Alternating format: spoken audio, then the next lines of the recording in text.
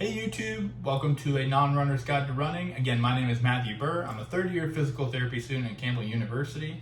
I decided to interview my friend and fellow PT student Connor Tripp, as we both have a resistance training and youth sports participation background and are relatively novices when it comes to running and cardiovascular endurance. We believe that a podcast and interview format is the content that we most enjoy to consume, and we believe is the most appropriate for this type of content delivery, as it is easily digestible for most individuals. I think this information is important to bring to the general public, as there is a lot of overwhelming information out there from multiple accounts across multiple different sources. So hopefully the information that we provide here is the basic understandings that a novice or new runner needs to begin running. So hopefully you enjoy the content, and I will list the learning descriptions in the next clip. So hopefully at the end of this video, the learner will understand what kind of running gear is most essential to kind of start running.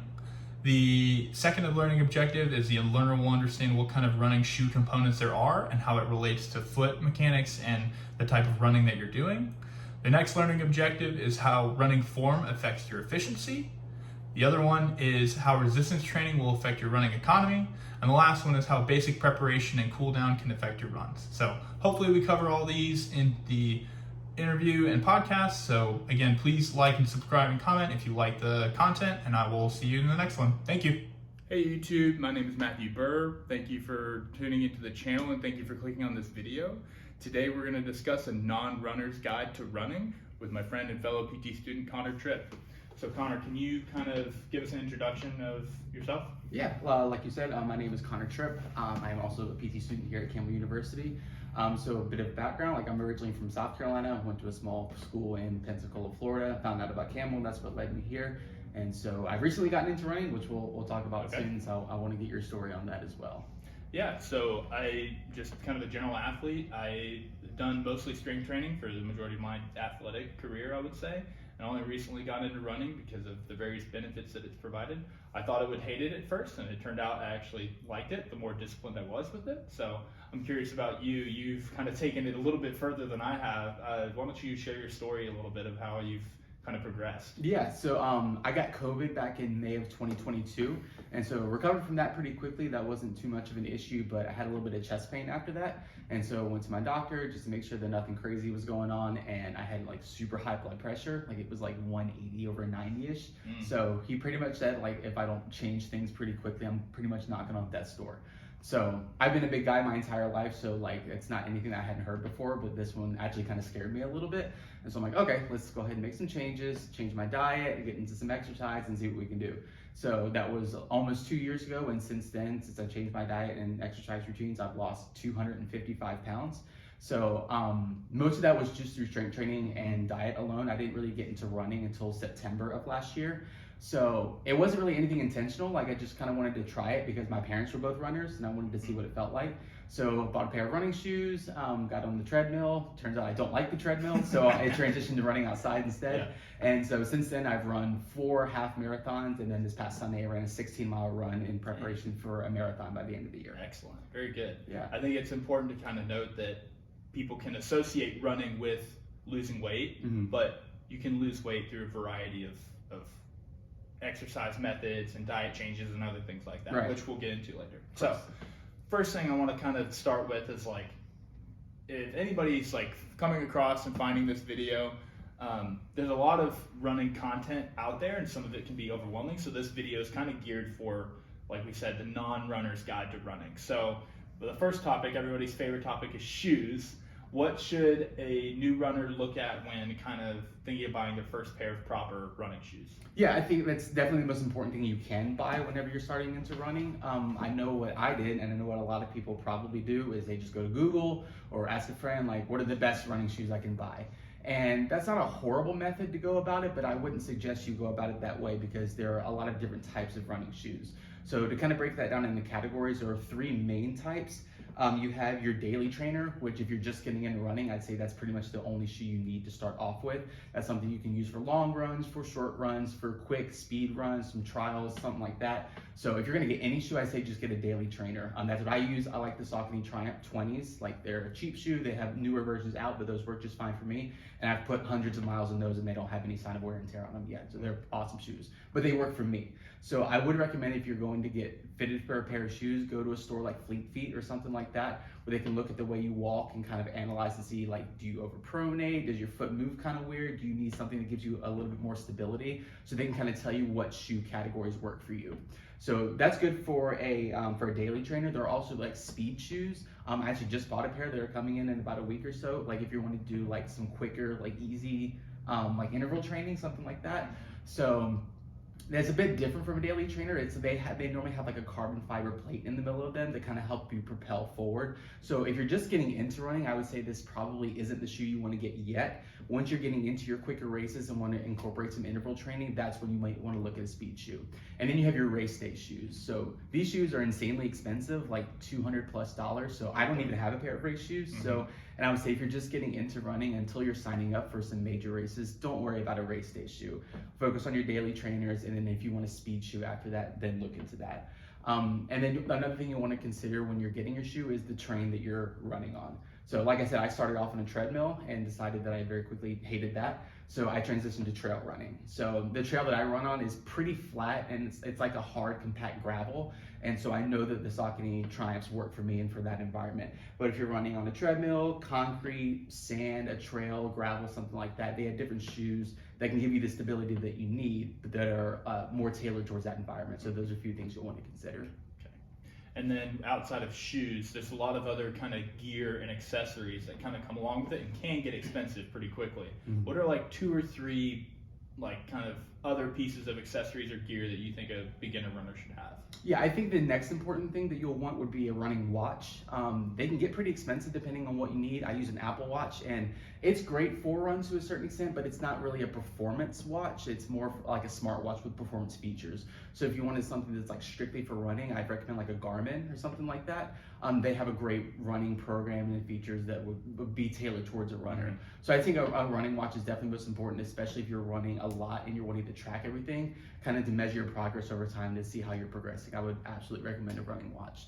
And then in terms of like a couple other things you may find important, I'd say like if you have good clothing to run in, you don't want anything that's gonna be like super heavy or doesn't fit you well. For the ladies out there, you're gonna wanna invest in a decent sports bra because you're gonna want the support but the comfortability of something like that. A few other things, I'd say headphones are super important for me at least. I don't like to run alone with my thoughts. That's a very dangerous thing. So I'd say if you listen to music, or I like listen to podcasts or something like that, you'll want to have a decent pair of headphones that are good for running as well. So just a few things are pretty important. So topic 2 is going to be about form and misconceptions. So what kind of terminology should runners be aware of as far as form goes? Yeah, I think one of the most common running terms you'll hear is referring to someone's strike, which is basically just the way your foot hits the ground when you're running. So there are 3 common foot strikes. You can either be a forefoot, a midfoot, or a hindfoot striker. And generally your forefoot strikers are reserved for your sprinters and like your really quick athletes because you're staying on the balls of your feet the entire time you're running.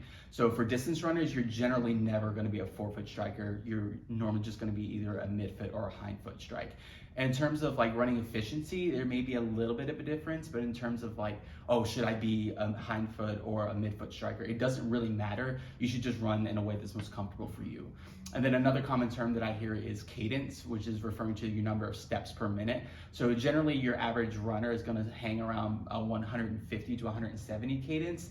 And then another term you'll hear is your stride rate, which is basically half of your cadence. It's your number of complete running cycles that you'll see in a minute.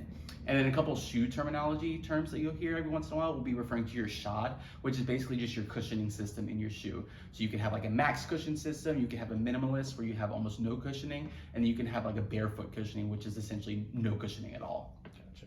Okay. And then as far as misconceptions go, there's a lot of debate out there in the running space about stretching before a run or doing any kind of warm-up as well as recovery after a run. So what is the latest evidence on warming up before a run and also recovering after a run? Yeah, so I was kind of under the impression that you're always supposed to do like dynamic warm-ups and cool-downs before and after your runs, but the evidence doesn't really suggest that does anything for your recovery or your performance. So if it works for you, like if it makes you feel good, go ahead and do it. But there's nothing to suggest like, oh, I'm gonna recover in half the time that I would if I didn't do it. So I would always suggest you do it just to warm up your tissues before you start to do any exercise. I think that's always a good idea just to get your mind and your body ready. But there's no evidence to suggest that you need to do it in order to enhance anything. And then there is some evidence to suggest that you should be fueling your body before you run, like roughly 2 hours beforehand. You should get some carbs within your system just so you can kind of extend the distance you're able to run, especially if you're doing a longer distance run.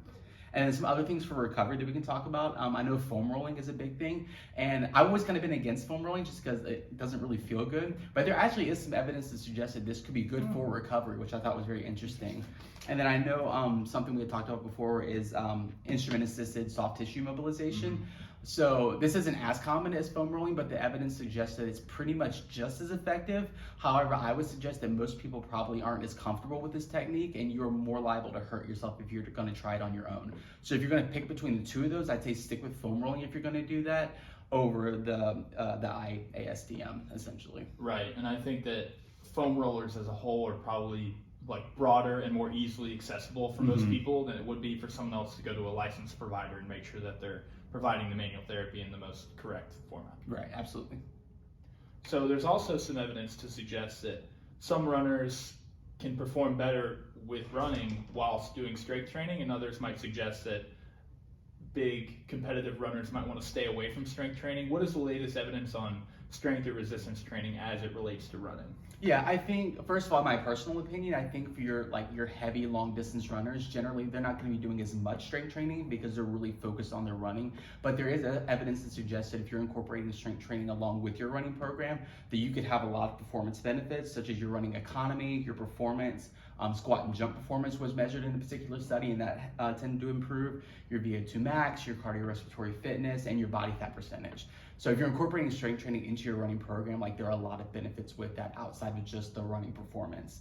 And then I would suggest that if you kind of get bored with running, or if you want to try something different, like cycling, for example, like there's plenty of evidence to suggest that incorporating other forms of cardio will not only help you maintain your cardiorespiratory fitness, but will kind of give your legs a break if you want to do something that's a little less taxing on your legs, like rowing or getting on an elliptical or something like that. You'll still be able to keep your respiratory gains, but kind of give your legs a break from the running. Good. And I think that's something that some people get caught up on. It's like, oh, I can only run to lose weight or something like it's the most effective method, in which that case that's not necessarily true. It's certainly an effective method and it's very efficient, but there are certainly other ways that you can get the same results if you want to take a break from the running. Good. So this topic is going to be labeled as true or false. So kind of getting back to some of those misconceptions that we talked about earlier. So the first one is true or false, running form matters. So that's actually a tricky one. That's an it depends kind of answer, which we've heard over and over again in PT school. It's a very annoying answer, but I'll kind of explain why. So in terms of running efficiency, technically, yes, your running form does matter. If you're bringing your foot out super far when you're running, like your stride is really long, you're technically putting a brake on yourself while you're running. So you're supposed to technically run with your foot pretty much directly underneath your body with your stride. So that's going to be the most efficient term of running. But in terms of like injury prevention, no, it doesn't really matter. Like there's no perfect form that's going to like prevent an injury. So it doesn't really matter at that point. So only from an efficiency standpoint does your form matter. Gotcha. Okay, second one, true or false, running is bad for your knees and other joints. That is 100% false. There is actually opposite evidence to suggest that running is good for your knees. It allows you to strengthen your joints, the cartilage, the ligaments, and muscle tendons that are all surrounding, especially your knee joint. So plenty of evidence to suggest that that is not true at all. It is very good for your knees. Good. True or false, resting equals lost progress. That is also false. I would suggest that people aren't resting enough when it comes to their progress.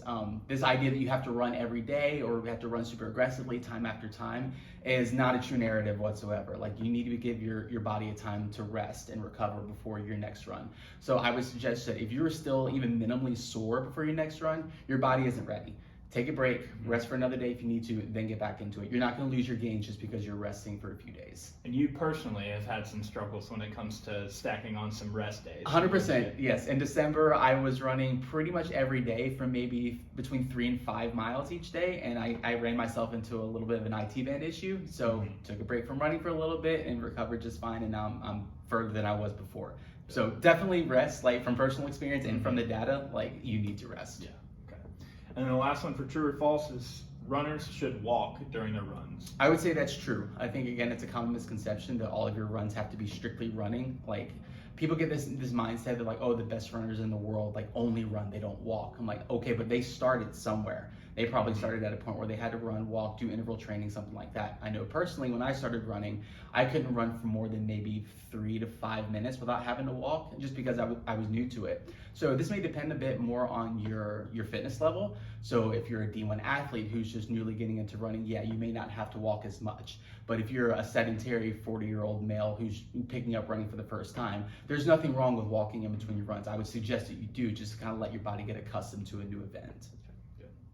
So for our last topic here, we're going to talk about running volume and then some final tips and tricks. So what should new runners know about the frequency, about how often they run, or how far they should, kind of when they're starting out? I think it's a highly variable answer. I think each person is going to be a little bit different in terms of like how we had just mentioned before, like how active you already are. If you're a previous athlete, if you're semi-new to running, or if you've never run before in your life, it's going to depend based on what you're able to do. So if you're kind of used to being an active runner or an active athlete of some point, you can probably run a bit more without your body taking any kind of toll or effect, and you can do more for your runs maybe 2, 3, 4 times a week. But if you're just now getting into running, like chances are you're going to be pretty sore when you start off. So if you only run once or twice a week, that's perfectly fine. It's just going to depend on your fitness level and let your body kind of decide for you when you can do your next run. Okay. And then finally, to close, what are some lasting kind of tips and tricks that you would give to new runners that we haven't discussed so far? So I would say the biggest thing is to start slow. I know that whenever people start running, they just want to get out there and they go a little bit too fast, and then they feel like they have to walk because they can't breathe or their body hurts. So start slow. I know when I first got into running, like I was curious to see like what the average marathon time or the average 5K time was. And these times were pretty competitive. They were pretty quick. Yeah. And so this kind of puts your mind in an unhealthy mindset of, oh, I need to be just like them. I need to be able to run this fast.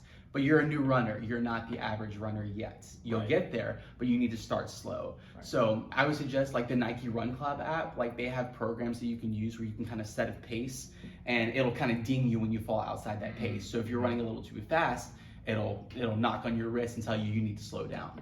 So pick a pace that's almost too slow, almost like you're barely running. Stick with that. Over time, it'll progress and get a little bit easier. And then I would say keep track of your runs. I think it's really important to be able to measure your progress, which is why I would suggest that you use some sort of Apple Watch, Garmin, something like that to keep track of everything. Because you want to be able to see how you progress. You want to be able to record your fastest times, your slowest times, see where you need to make improvements or adjustments here and there. So having a constant log of all the things that you're doing regarding your running, I think is super important.